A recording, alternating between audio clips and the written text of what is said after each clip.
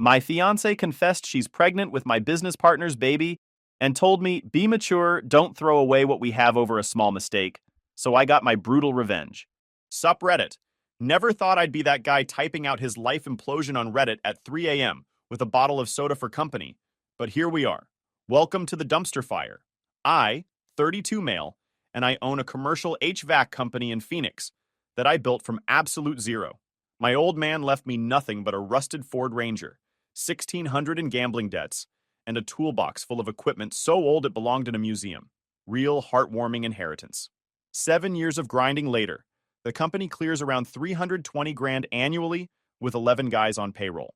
Every callus on my hands represents a lesson learned the hard way. My fiancée Jocelyn, 30 female, and I had been together 4 years. Pharmaceutical sales, gorgeous, the kind of woman who could walk into a dive bar and suddenly every guy forgot what they were doing. Smart, ambitious, and expensive as hell. $28,000 engagement ring with a custom setting? Done. She said she deserved perfection. Wedding was scheduled for October. 3 months out. Already dropped 7 grand on a resort venue in Sedona. Another 3 on some photographer who'd shot a celebrity wedding once.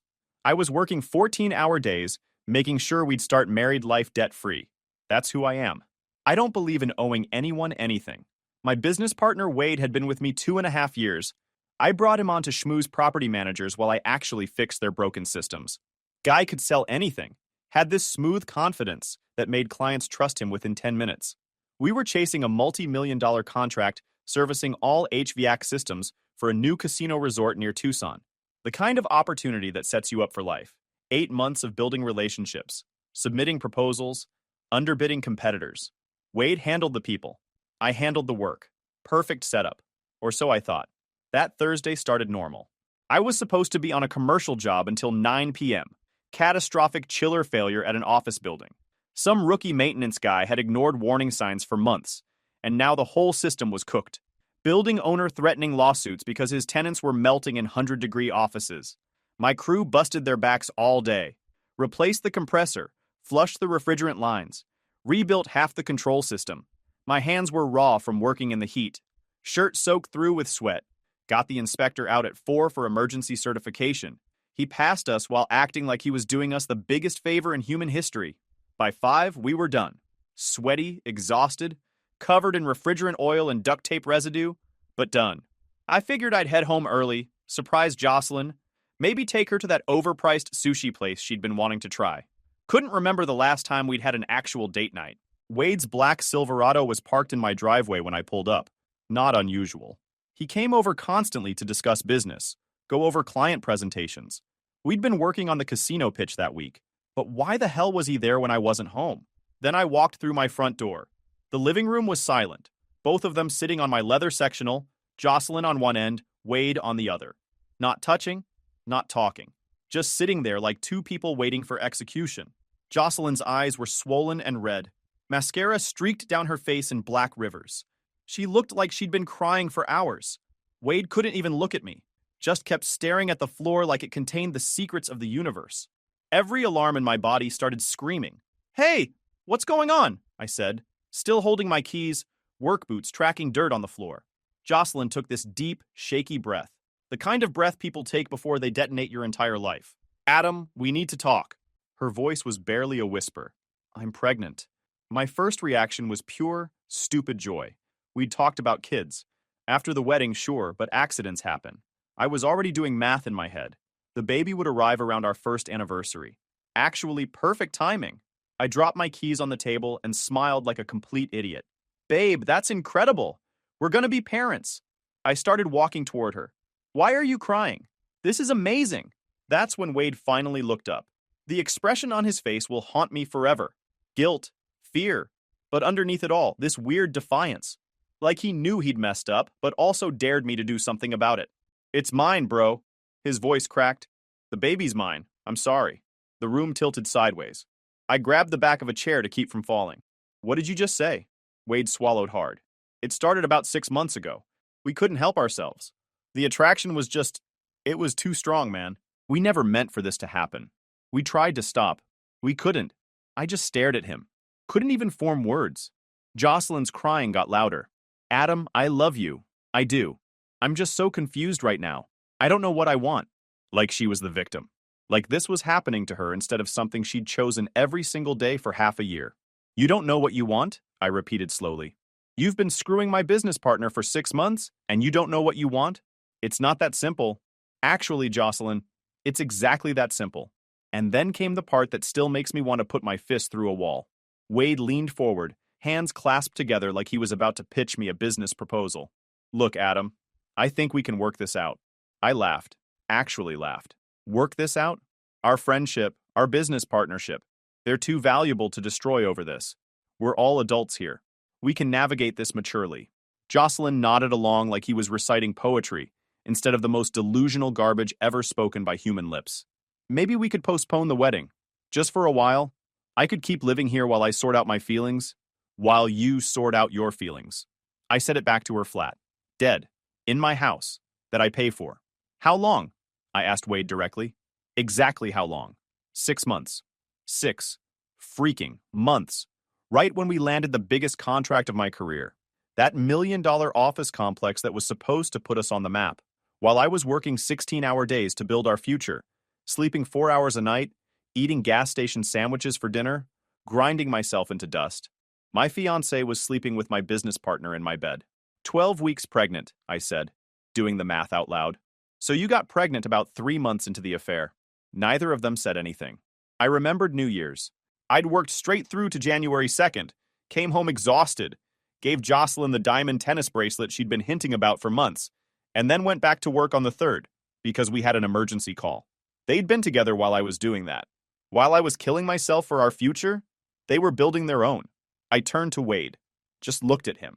Let the silence stretch until he started squirming. Get out of my house. Didn't yell, didn't scream. Just said it in this flat, dead voice that didn't even sound like me. Wade stood up, hands raised like I was pointing a gun at him. Adam, come on. Let's talk about this. Our business is too important to destroy over personal complications. Personal complications? I took one step toward him. Just one. You knocked up my fiancé and you're calling it a personal complication. Like it's a scheduling conflict? I'm just saying. We've built something together. Years of work. We can separate the business from... I took another step. You've got about 5 seconds to walk out that door before I drag you out by your throat. Wade's whole demeanor changed. The smooth salesman confidence evaporated like water on hot concrete. His face went pale.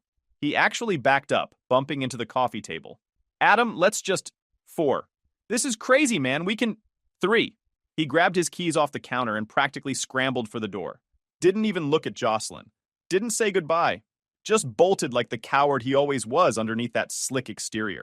The door slammed behind him, and a second later I heard his Silverado peel out of my driveway like his ass was on fire. Funny how quick that brotherhood disappeared when things got real. I turned to Jocelyn. She was frozen on the couch, mascara still running, eyes wide. Like she'd just watched a stranger walk into her living room wearing my face. Adam, please, let me explain. You're next. She blinked. What? I want you out of this house. Tonight. You can't do that. This is my home too. I live here. My name is... Your name isn't on a damn thing, Jocelyn. Not the mortgage. Not the deed. Not even the utility bills. I kept my voice flat. Controlled. You've got until I get back to pack whatever you can carry. Anything still here after that goes in the dumpster. Her crying got louder. That manipulative, performative sobbing that used to make me want to fix whatever was wrong. Now it just sounded like static. Where am I supposed to go? I don't have anywhere. Should have thought about that before you spread your legs for my business partner. She flinched like I'd slapped her. Adam, please, I love you. I made a mistake. We can work through this. Couples survive this all the time. We just need counseling. We need to talk. No, we don't. I grabbed my keys off the table. You wanted Wade so bad. Go find him. Maybe he'll let you cry on his shoulder in whatever parking lot he's hiding in right now. I walked to the door. Stopped. Turned back one last time. 11 months of engagement. 4 years together. $28,000 ring. And you threw it all away for a guy who just ran out of here like a scared little bitch. I shook my head. You two deserve each other. I walked out. Got in my truck, drove to my buddy's place, and didn't look back. Gavin runs his own plumbing business and does subcontract work for my company. Known him since we were both working random gigs in college to pay tuition. Good guy. Dark sense of humor. The kind of friend who answers the door with snacks and pizza when you show up unannounced at 6 p.m. looking like death. He took one look at my face and said, "Man, who died?" I told him everything. Every word. Every detail. Every expression on their worthless faces. He listened to the whole thing, handed me a soda, cracked open his own, and waited until I was done. "So your business partner knocked up your fiancé, and their solution is for everyone to share custody of the situation? Like some kind of reality show? That's the proposal." He took a long drink and shook his head. "Bro, that's rough. But hey, at least now we know Wade's only good at laying one kind of pipe." I almost laughed. Almost. Then he said something that stuck with me. "You know what this looks like to me? Jocelyn watches you build this company from nothing, sees your bank account growing. Meanwhile, Wade's right there feeding her lines about how he's the real brains, how he's going to take over eventually.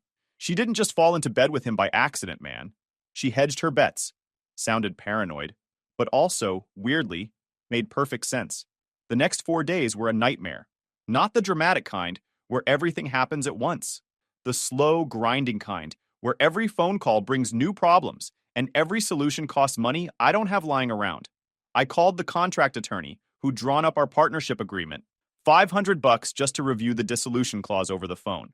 The news was worse than I expected. Without documented cause, Wade can force you to buy out his shares at fair market value. With your current contracts, that's over $300,000. Money I didn't have. What counts as cause? Breach of fiduciary duty, fraud, misrepresentation to clients, criminal activity. Anything you can document that shows he violated his obligations to the partnership. I didn't have any of that. Yet. The house? Jocelyn had tenant rights even without a lease. 30-day eviction notice minimum. Probably longer if she contested it. Longer still if she played the pregnancy card. The wedding? 10 grand in non-refundable deposits vaporized. Venue didn't give a shit about my situation. The engagement ring? $28,000 on her finger. Custom piece? Non-returnable. Arizona law says if she breaks the engagement, I can demand it back. If I break it, she keeps it. If it's contested, I'd need a lawyer and more money I didn't have. Every direction I turned, I was bleeding cash or looking at months of legal hell. Jocelyn's texts started that first night and didn't stop. "I never meant to hurt you. We need to talk about this like adults. I'm pregnant and scared, Adam. I need to know I have somewhere safe to stay. You could at least respond. I'm carrying a child and dealing with hormones, and you're just ignoring me. My mother is right about you. You only care about money and work." Wade's messages were almost worse. "Brother, I know this is complicated, but we've built something special together. The company is bigger than any personal issues. You're angry right now, I get it. But don't make any permanent decisions based on temporary emotions. Think about what we're throwing away."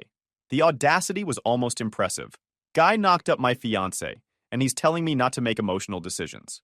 I didn't respond to any of it. Just screenshot everything and saved it to a folder. Gavin read through the messages and just shook his head.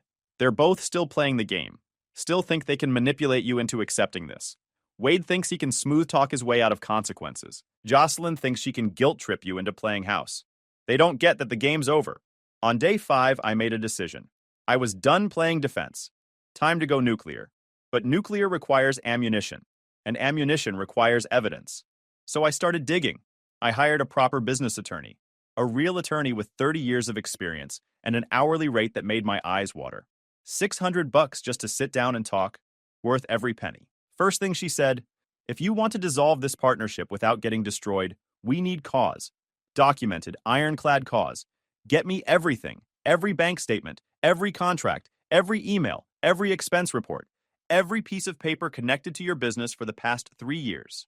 So I did. Spent 4 solid days going through every financial document, every email thread, every receipt. My buddy brought over Chinese food and energy drinks while I worked through the nights, spreading everything across his dining room table because I still couldn't go back to my own house without wanting to burn it down. The first night was expense reports. Just endless credit card statements and receipts. Started seeing patterns real quick. Charges at expensive restaurants I'd never been to on nights I was working job sites. Hotel rooms in cities where we had no clients. Car rentals when Wade already had a company truck. Found a $612 charge at Steak 44 on the same night I was on a rooftop unit in Mesa until midnight. Second night was emails. Thousands of them. Wade had been sloppy, using his company email for everything, because he never thought I'd actually look. Found conversations with Jocelyn planning their hookups. One email subject line just said, "Tonight, Sent at 3 p.m. on a Tuesday, from his company address. Body of the email. Adam's working late again. The third night was contract documents. That's when I found Wade's emails to clients positioning himself as the real boss. Not just one or two, dozens of them. One email where he straight up called himself senior partner and said I handled the technical execution. A systematic campaign to undermine me while I was busy keeping the business running. The fourth night was bank records. Cross-referenced every expense Wade had charged to the company against our actual business needs. Every lunch that turned out to be a date with Jocelyn. Every client meeting that was actually him playing golf with his buddies. Every business trip that had no corresponding client or contract. Found a trip charge to Dallas, hotel, rental car, meals, with zero matching calendar entry, no proposal, nothing. What I found changed everything. Wade had been embezzling. Client dinners at steakhouses I never approved, sometimes $600 a pop, charged straight to the business account. Golf outings at country clubs, $300 or $400 each, a couple of times a month.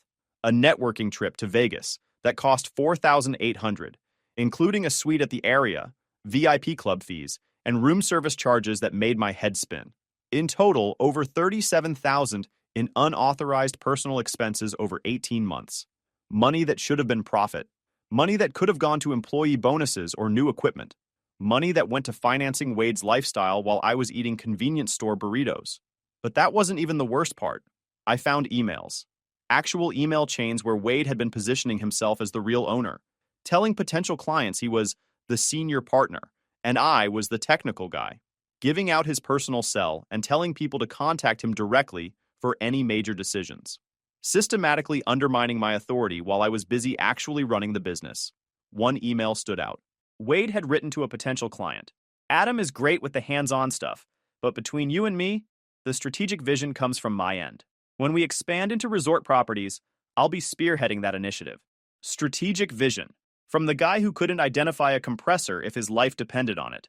My attorney's eyes lit up when I showed her everything. This is embezzlement and breach of fiduciary duty, she said, flipping through expense reports. And this, holding up the emails, is fraud and misrepresentation. We can use this to dissolve the partnership for cause. I asked what that meant for Wade's stake. For cause changes everything. It turns his 40% from a payday into a negotiation. We calculate his equity based on company value before these current contracts. His stake right now? Maybe $100,000. If we'd done this after your casino deal closed? Over $300,000. Wade's inability to keep it in his pants was about to cost him $200,000. That same week, I served Jocelyn with formal eviction papers. Had a process server deliver them while she was home. Made sure everything was done legally. Arizona law required 30 days notice even though she wasn't on any lease or mortgage. My attorney was crystal clear. Do not lock her out. Do not change locks while she's legally residing there. Do everything by the book or she'll have leverage. So I did it smart. Moved everything valuable to a climate-controlled storage unit. My grandfather's watch collection, power tools, important documents, anything irreplaceable. Installed security cameras in every room, the kind that upload footage to cloud storage automatically. Changed every password on every account. Set up a new email just for communicating with her, documented everything. Told her she had 24 hours notice for final walkthrough and belongings retrieval. She went absolutely ballistic.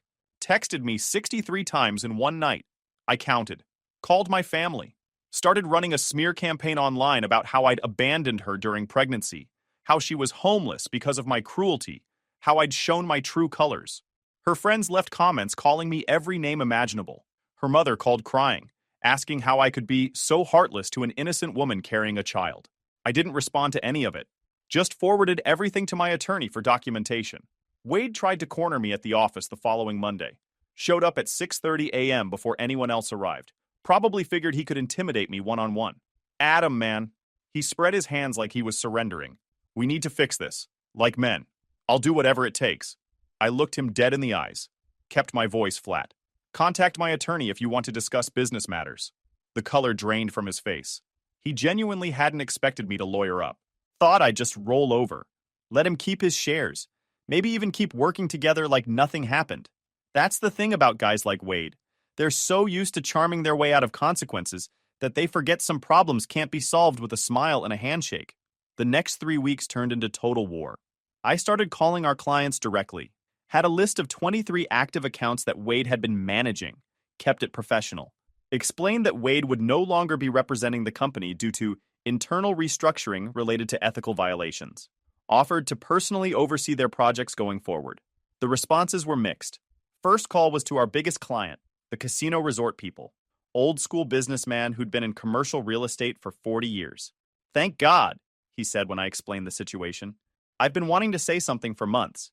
Wade always felt off, too smooth, made promises that didn't add up, then acted offended when I asked questions. We only tolerated him because we trusted your work, Adam. Your reputation speaks for itself. Most of the other calls went smoother than expected. A property manager said she'd complained to Wade about him showing up late and smelling off. Wade had told her I knew and approved. Complete lie. I was there at 6 a.m. every day while he rolled in at 10. A few clients needed convincing. One medical office owner wanted documentation before making any changes. Fair enough. I sent him the financials showing Wade's unauthorized purchases. He stayed. 3 accounts were already gone. $62,000 in contracts. Lost before I even made the calls. Wade had gotten to them first with some story about me being unstable. Those clients didn't want drama. Can't blame them. I promoted Paul, my lead technician, to operations manager. Guy had been with me 5 years, understood commercial HVAC systems inside and out, gave clients straight answers instead of sales pitches. Clients actually preferred talking to him. His reaction when I told him about Wade and Jocelyn? Boss, everyone knew Wade was a snake. Just didn't think he'd be dumb enough to bite you. Wade and Jocelyn figured out they were losing, so they went scorched earth. Jocelyn started calling my clients, claiming I was having a breakdown, and that projects might not be completed. Wade told contractors I'd been making dangerous decisions on job sites and acting unstable. He actually called the casino resort guy and said I'd been drinking during work hours and yelling at employees. Complete lies, but delivered with that same smooth confidence. The casino project went on hold while the client assessed the situation. I didn't argue. I just started collecting proof. Arizona's one-party consent. I'd been recording calls for years for notes. Now I had recordings of 5 different clients telling me exactly what Wade had said about me. Even better, Wade made his sabotage calls using his company phone, the one I still had account access to. Perfect paper trail. My attorney used the word tortious interference and started drafting new documents. Jocelyn escalated on social media, posted a long Instagram story about how I'd abandoned her during pregnancy, and she was homeless because of my cruelty. Complete with crying selfies and hashtags like toxic men, narcissist. Her mother called me sobbing. How can you be so heartless to an innocent woman in her condition? I asked if she wanted to discuss the identity of her grandchild's actual father and the embezzlement charges her daughter's boyfriend was facing. That conversation ended real quick. The eviction hearing was supposed to be straightforward. Jocelyn wasn't on any lease or mortgage, had received proper 30-day notice, no legal grounds for extension. Her attorney, some ambulance chaser her parents hired, tried to claim she had implied tenancy rights and requested more time due to her pregnancy and dependent status. The judge looked up from paperwork. Does she have a lease? Any rental agreement? Jocelyn's attorney shuffled papers. No written lease, Your Honor, but she's been living there for... Did she pay rent? The relationship was... Did she or did she not pay rent, counselor? No, Your Honor. Then she's a guest. Mr. Harper provided proper notice. She has 48 hours to vacate. But before she left, Wade decided to make one final desperate play. And it backfired so spectacularly, I still can't believe they thought it would work. 2 days before the final move out, I went to my house for a condition inspection. Wanted to document everything before Jocelyn left. Had a whole checklist prepared of things to photograph, measurements to take, damages to record for potential security deposit deductions, even though there was no deposit because she'd never been an official tenant. I brought Paul as a witness. My attorney had been clear. Never be alone with Jocelyn again. Document everything. Assume you're always being recorded. Bring a witness who can testify if things go sideways. Paul kept his phone in his hand, like he was just scrolling, but I told him to hit record the second Wade showed his face. We showed up at 10 a.m. exactly as the eviction notice specified. Knocked on the door of my own house like some kind of visitor. Wade answered, wearing a polo shirt that still had the price tag hanging off the sleeve, like he'd just bought it that morning to look presentable. His truck in my driveway behind Jocelyn's car. What are you doing here? I asked. Kept my voice level. Jocelyn invited me to help pack her things, he said. Like that was completely normal. Like he had any right to be in my house. You need to leave. Now. I have as much right to be here as you do. He actually said that. I'm the father of Jocelyn's baby. That gives me certain rights. I pulled out my phone. Please note the time. Wade admitted he's in my house without permission from the property owner. That's trespassing. Paul nodded, pulled out his own phone, started taking notes. Wade's face went red. You can't kick me out. This isn't just your house anymore. Actually, it is. It's in my name. Mortgage is in my name. Jocelyn has 48 hours left as a legal tenant. You have 0 time. Leave now or I'm calling the police. That's when Jocelyn came out from the bedroom, carrying a box of my stuff, my grandfather's coin collection that I kept in the back of my closet, the one worth about $6,000 that Wade probably told her to grab, thinking I wouldn't notice. Put that down, I said. It's mine, she said, had this entitled look on her face. You gave me access to everything in this house. That means it's community property. We're not married. Community property doesn't exist for us. Put it down. Paul had his phone up, recording everything. Jocelyn's face went from entitled to panicked in about 2 seconds. She set the box down like it was contaminated. I told them both they had 5 minutes to grab whatever they were taking and leave permanently. Wade got in my face, physically close, that aggressive stance guys use when they're trying to intimidate. You can't tell me what to do, Adam. I have rights here. I'm the father of Jocelyn's baby. That gives me a stake. Then he shoved me, both hands on my chest, hard enough to make me stumble back. I could have dropped him. I didn't. I kept my hands visible and let the camera do the work. Wade shoved me again, harder. What are you gonna do, tough guy? Then Jocelyn started screaming. Not yelling, screaming, like someone was being murdered. He's attacking Wade! Someone call 911! He's trying to kill him! Paul kept recording, kept that camera steady. I still hadn't touched either of them. Still had my hands at my sides. Cops showed up at the house first. Wade did his little performance. Jocelyn backed him up with tears and everything.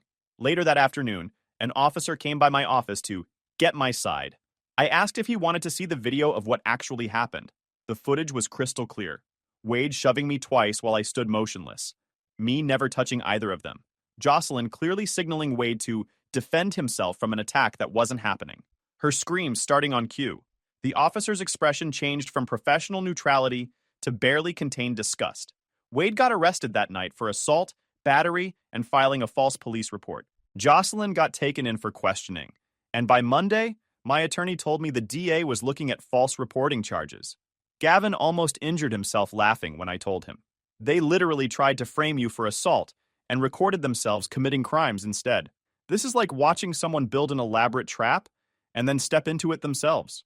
I froze the company accounts the next morning, pending partnership dissolution. By the end of the week, my accountant found another $42,000 in unauthorized expenses we'd missed. Jocelyn's personal trainer, company card. Expensive dinners at restaurants I'd never heard of, company card. A weekend trip to Sedona that Wade claimed was client entertainment, company card.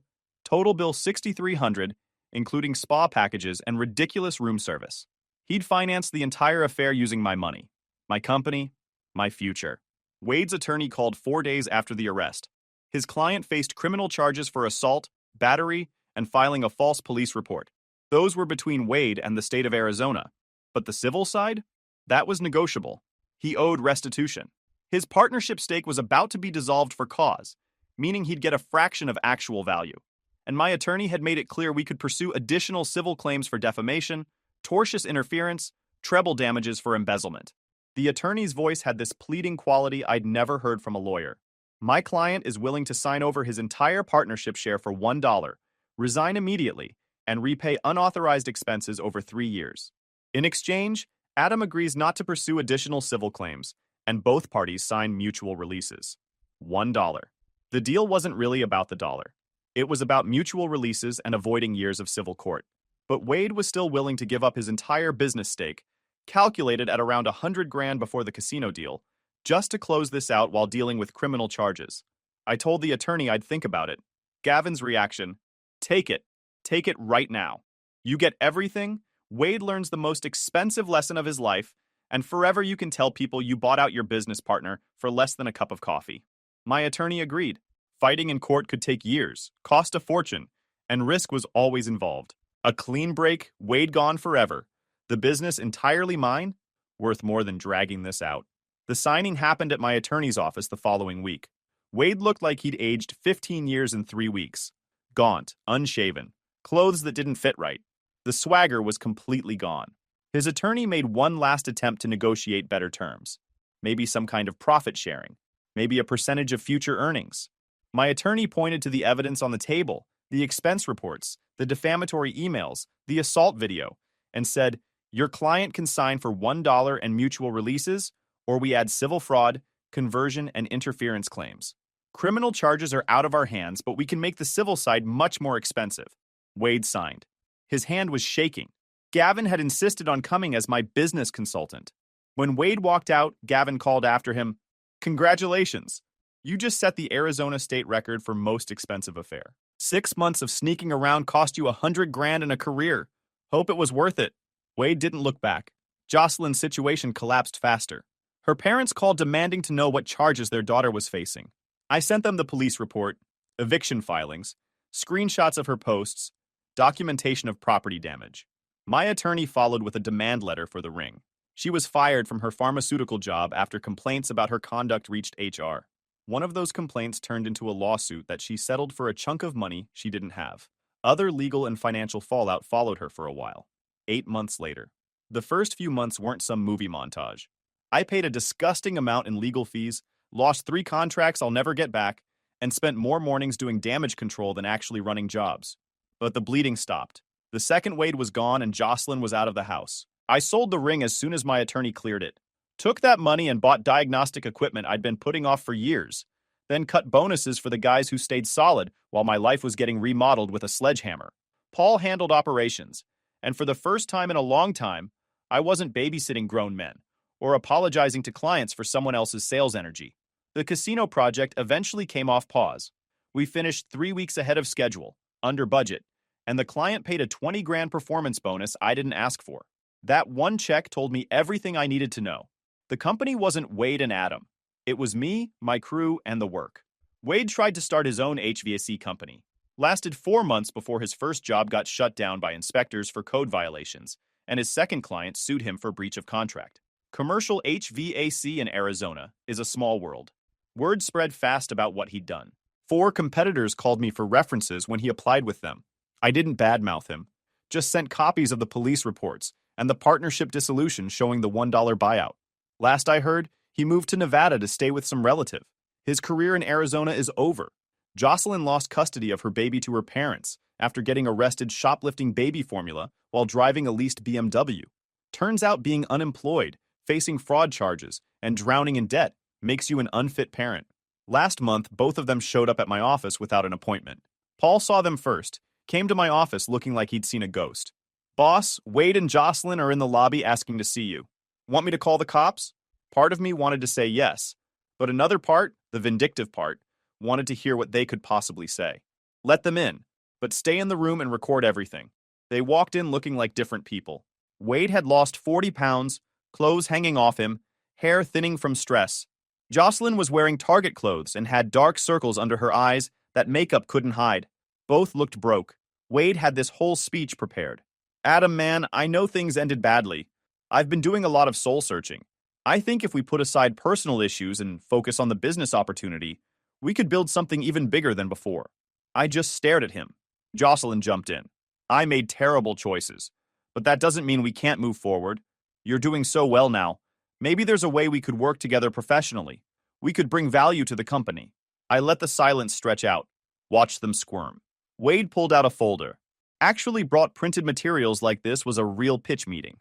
"We're proposing a 3-way partnership structure. You maintain majority ownership, but Jocelyn and I would each get 15% equity in exchange for our labor and client relationships. We'd need company vehicles, and you'd need to cover our legal expenses so we can focus on building the business." I stood up. "You're asking me to fund your consequences?" "No." Wade's face went pale. "Adam, please, just escort them out." Jocelyn started crying. "We have nowhere else to go. My parents won't help us. Wade can't find work. That's your problem. You built this. Now you live in it." Wade actually pulled out the Brotherhood card. "Remember what we built together. That has to count for something. It counted when I bought you out for $1. We're done here." Paul stepped forward. They both just stood there for a second, finally realizing there was no angle left to play. Then Jocelyn started full-on sobbing, and Wade got this broken look on his face. Gavin, who'd been pretending to review paperwork in the corner, muttered, Maybe next time don't mess where you eat. They left. Two adults in their 30s, crying in my parking lot because they finally understood some mistakes can't be undone. I felt bad for about 15 seconds. Then I went back to work. As for me, I'm 33, debt-free. The company's stable.